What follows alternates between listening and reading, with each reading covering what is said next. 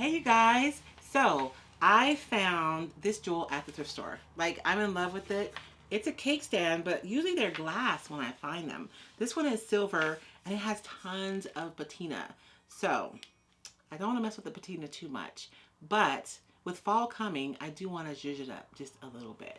Hey, I'm Royce Hunt Bell, owner and operator of Roycycled Treasures, and today, you guys, we're going to upcycle this really cool silver cake plate.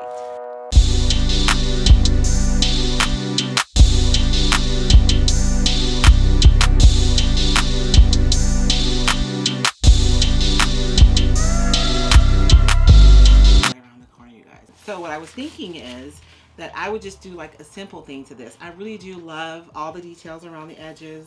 I love the dark patina over the silver, but we can still zhuzh it up just a little bit. I have one of my new releases. This is my Halloween blocks, decoupage paper, and there are different project blocks in this. So there's really 1, 2, 3, 4, 5 projects that you can create with this one piece of paper. Actually, this one is larger and you really could do 2 different projects with this if you want. So we're going to use this paper today. It's my favorite on this sheet. And we're going to decoupage this. And I took the liberty, you guys, of going ahead and just painting this because you guys need to watch me do that. So I already painted this in Wise Owl Synthesis Paint in Restoration. So that will be using that. I will be decoupaging today using Wise Owl's 1 Hour Enamel is what I'll be using to decoupage for this project. And that's it, you guys. Roycycled decoupage paper, the Wise Owl 1 Hour Enamel, and of course I used the Chalk Synthesis Paint and Restoration. So we're going to update this fairly quickly and easily just with a sheet of decoupage paper.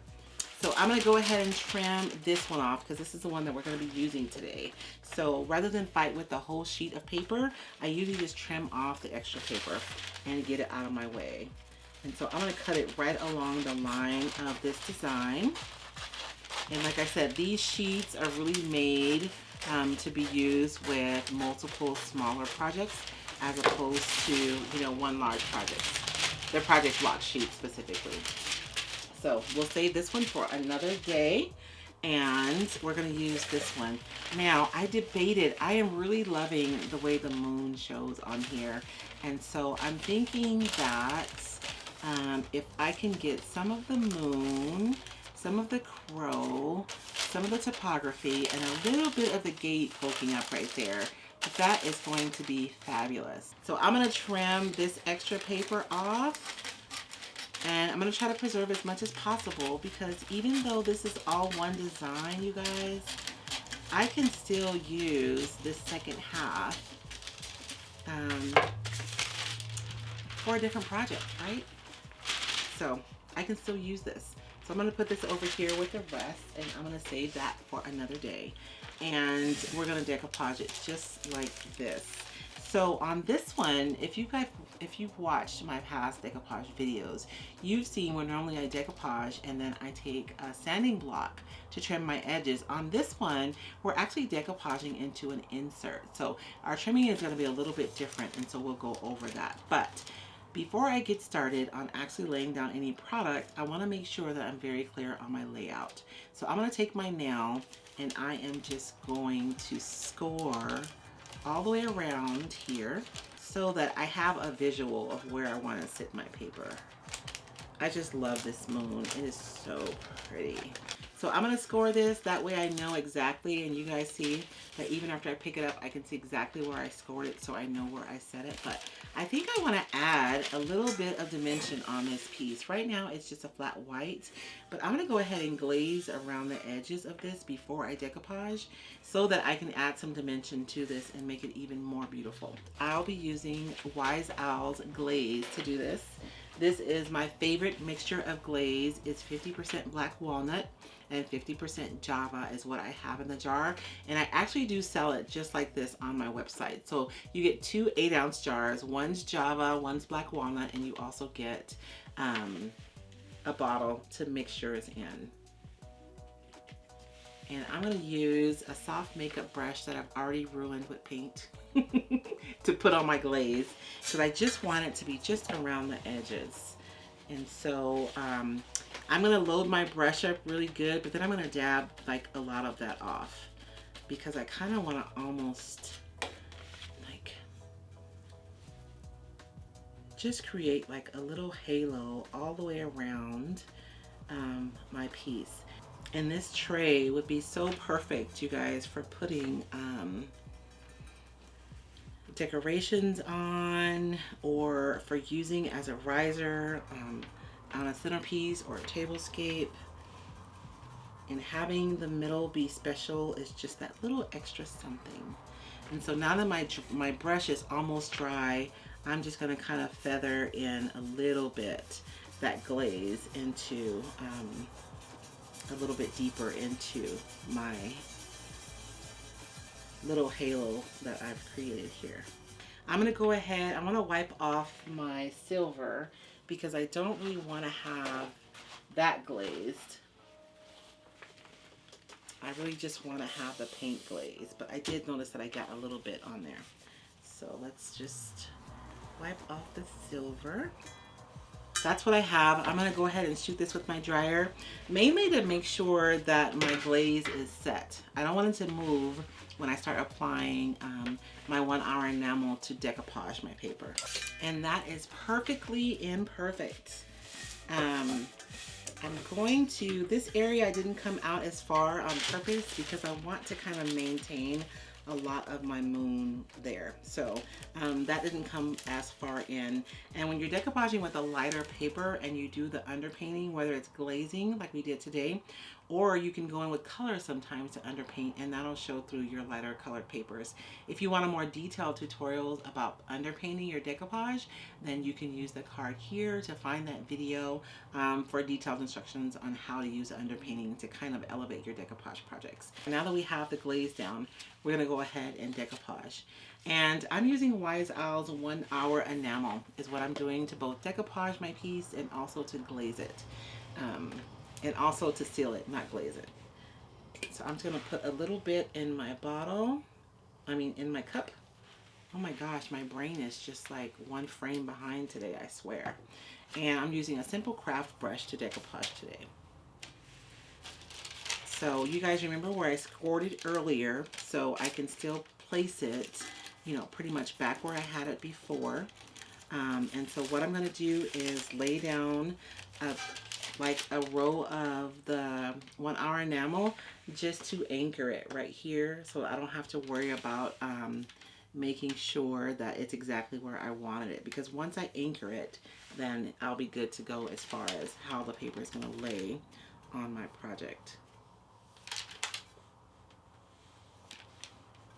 And even though this is round, I still want to lay down a straight line when I am doing this section. That's going to make it a lot easier for me to fold my paper back and decoupage the next section.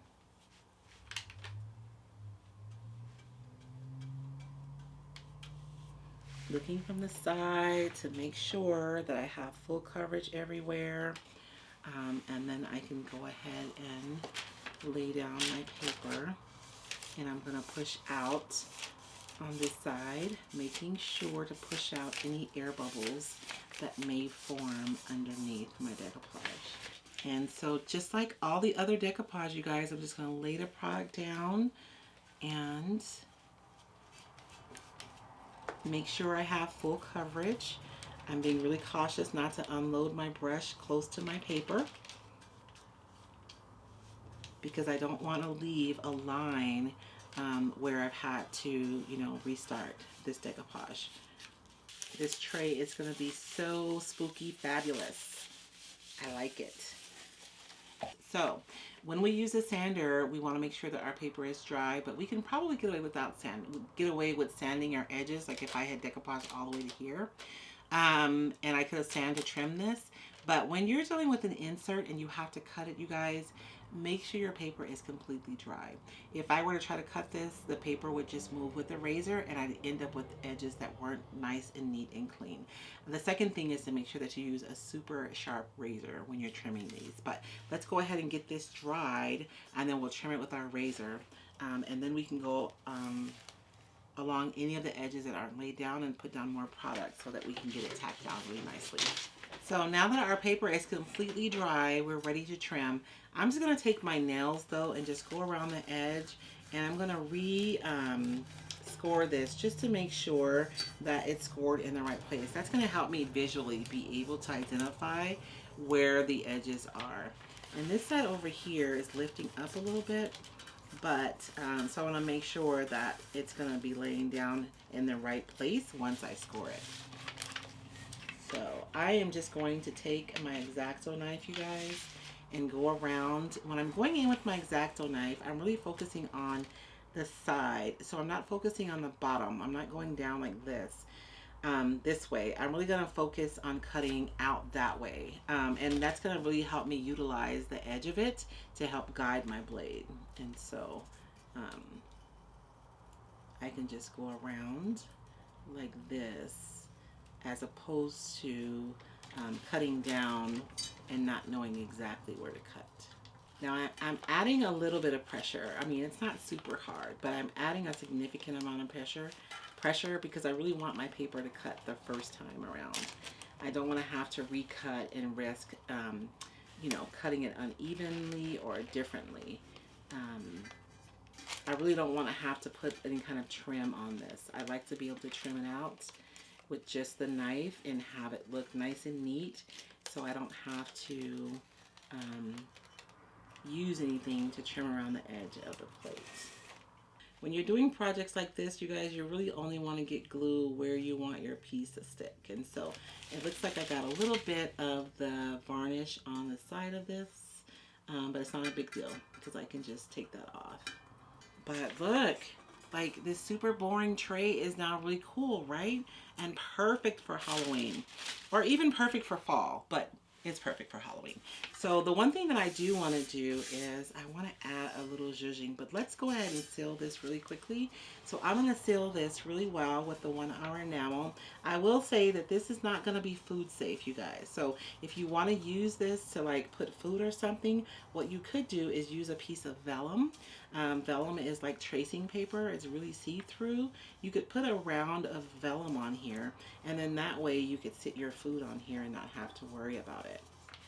Now it looks like we have a couple of places where the edge is lifting up, so I'm just going to go under that edge with more product. It's not a deal breaker. We're going to go around the edge with some more product, and then we're just going to lay it back down. No problema. While that's drying, I do want to take a little copper paint. You can already see where the copper that's below here is peeking through, where maybe this has been scrubbed before, because we know this is like silver plated. So let's add some more copper to this just to make it fabulous. I almost painted this black, you guys. I was this close to painting it black, but I thought that the distressed silver, or the silver with the patina, would just be really beautiful. I'm going to finger paint. So I'm just going to take this and I'm just going to go over the high points on this tray. Oh my gosh, you guys, that is fabulous. And don't put too much because you just want to hit the high points. You don't want it to drop down into your details. Just hit the height of the details. I always feel like it's little extras like this that make a piece stand out. You know, they say the devil's in the details, right? And I'll probably let this dry and then go over it and do a second coat, because I really like that, and I like for it to be a little bit more opaque. Whoops, I got a little carried away, but actually we're okay. And there we go. A super cool tray for you to use at your Halloween party, or at your fall party, at your harvest ball. And it was just a simple piece I found at the thrift store. I think I paid $5 for this, and a piece of decoupage paper that ranges between $6.50 to $7.50 per sheet.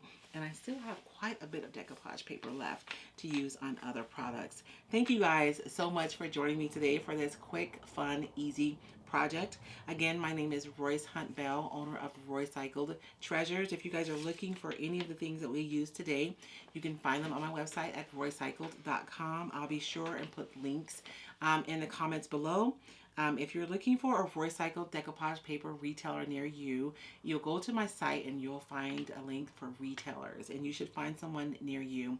If you don't have anyone in your immediate area, reach out to the retailer closest to you. 99% of them ship, so there's somebody who can take care of you. Thank you so much. You guys keep creating. We'll see you next time.